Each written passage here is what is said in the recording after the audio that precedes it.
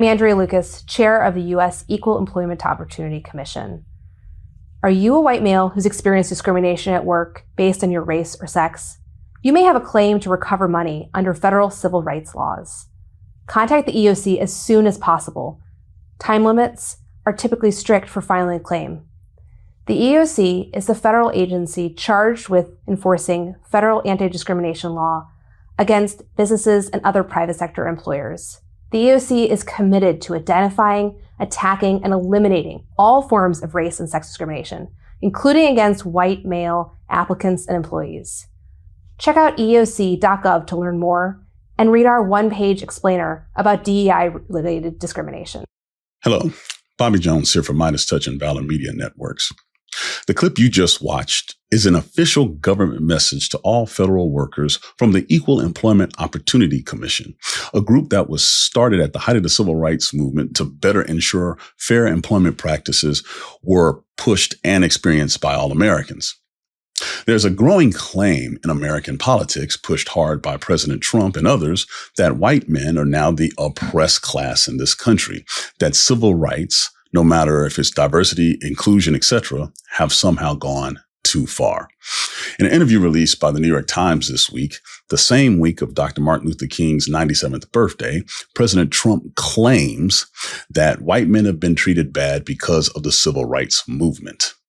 Now, as someone who was born and raised in Atlanta, the same place that Dr. King was born, and had the opportunity to teach at Morehouse College, his alma mater, I cannot and will not stand by and watch such ridiculousness be pushed into the mainstream.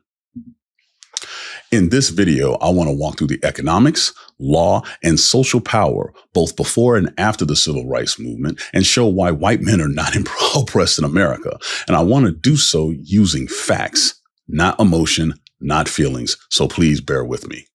Let's start with economics, because money tells the truth that people try to hide. For over 250 years, the American economy was built on enslaved Black labor, not participation, not wages, unpaid forced labor. Economists estimate the present-day value of enslaved labor at roughly $27 trillion that was stolen from Black bodies and transferred directly into white wealth. The wealth didn't disappear. It built banks, it built railroads, it built insurance companies. As a matter of fact, enslaved people were literally insured as property. When enslaved men died in industrial accidents, the checks didn't go to the families of that slave, they went to the slaveholders. Black life was merely a line item. And then after slavery ended, the money gap stayed.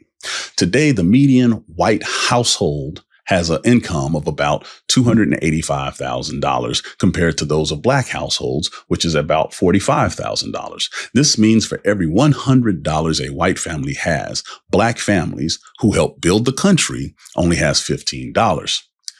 That's not anything about work ethic. That's all about how the system was set up. Meanwhile, corporate power, those who run companies, are overwhelmingly white and male. Billionaires, overwhelmingly white men. Oppressed people do not dominate the commanding heights of the economy.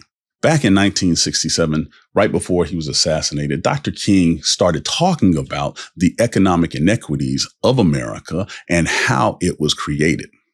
At the very same time that America refused to give the Negro any land, through an act of Congress, our government was giving away millions of acres of land in the West and the Midwest, which meant that it was willing to undergird its white peasants from Europe with an economic floor. But not only did they give the land, they built land-grant colleges with government money to teach them how to farm. Not only that, they provided county agents to further their expertise in farming. Not only that, they provided low interest rates in order that they could mechanize their farms. Not only that, today many of these people are receiving millions of dollars in federal subsidies not to farm, and they are the very people telling the Black man that he ought to lift himself by his own bootstraps. And this is what we are faced with. And this is the reality. Now, when we come to Washington in this campaign, we are coming to get our check. King warned that civil rights without economic justice would leave inequity intact. And 50 years later, he is right. So let's talk about the law and how all of that applies to the statement that Donald Trump made. Under slavery, Black people had no legal standing, period, especially Black women. Enslaved women could be raped by white men with no legal recourse. As a matter of fact, in one infamous case, there was a young enslaved woman named Celia who basically killed the man that kept repeatedly assaulting her. The court ruled that she had no right to defend herself from that white man and suffered the consequences. After slavery, well, white mobs lynched over 4,000 Black Americans, often publicly for demonstrations purposes, with sheriffs watching and encouraging in many cases. Fast forward to today and see the legacy America still has to grapple with. Black Americans are incarcerated at 5 times the rate of whites. 1 in 3 Black boys in America are expected to go to prison. Black defendants receive longer sentences for the same crimes, while their white counterparts most likely will not come close to the sentencing and have even their charges dropped. This is not even talking about the overwhelming weight of cost to defend yourself in the legal system. So no, the white man is not oppressed. As a matter of fact, based on these statistics, he enjoys a heavy amount of privilege.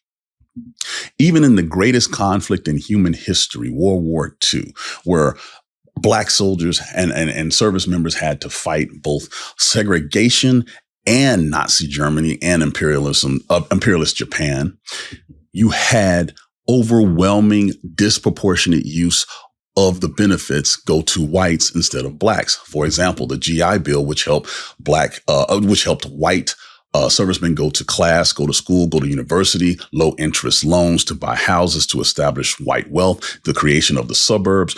Black people were purposely left out of it. We were denied those options, even though we had earned them. And so that led to this famous interview of James Baldwin on the Dick Cavett show in the 60s, where he talks specifically about how he has to live vice his white counterparts. I don't know what most white people in this country feel. I can only include what they feel from the state of their institutions. I don't know if white Christians hate Negroes or not, but I know that we have a Christian church which is white and a Christian church which is black.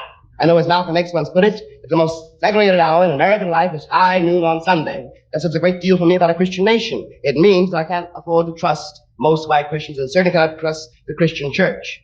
I don't know whether the labor unions and their bosses really hate me. That doesn't matter, but I know I'm not in their unions. I don't know if the real estate lobby is anything against black people, but I know the real estate lobbies keep me in the ghetto. I don't know if the Board of Education hates black people, but I know the textbooks I give my children to read and the schools that we have to go to. Now, this is the evidence. You want me to make an act of faith, risking myself, my wife, my woman, my sister, my children, on some idealism which you assure me exists in America, which I have never seen. Baldwin goes on to say that when people feel that equality feels like loss, they will call fairness oppression. And that's exactly what we're seeing now with Donald Trump and the agenda that he's pushing throughout his entire federal government and his administration. Finally, let's talk about power. White men are 30% of the population in America, but hold about 62% of elected offices. They dominate Congress. They dominate state legislatures, governorships, courts, universities, corporate leadership, the whole nine. Oppressed groups do not control institutions. So for Donald Trump to sit there and say white men are oppressed in America post-civil rights, the numbers speak for themselves. Let's be honest. The civil rights movement did not take power from white men, period. If anything, it started to open up access to other groups that have been legally, socially, and emotionally oppressed in America. As a matter of fact, if you want to be completely honest about it, based on just the little tip of the iceberg that I explained in this video, the civil rights movement did not go far enough, which is why many people are saying you have to continue the fight, continue the struggle, because if you truly want merit-based accomplishment in society, everybody should have equal access and, most importantly, be treated equally by the very systems that actually govern your society. Love this video? Support independent media and unlock exclusive content, ad-free videos, and custom emojis by becoming a paid member of our YouTube channel today. You can also gift memberships to others. Let's keep growing together.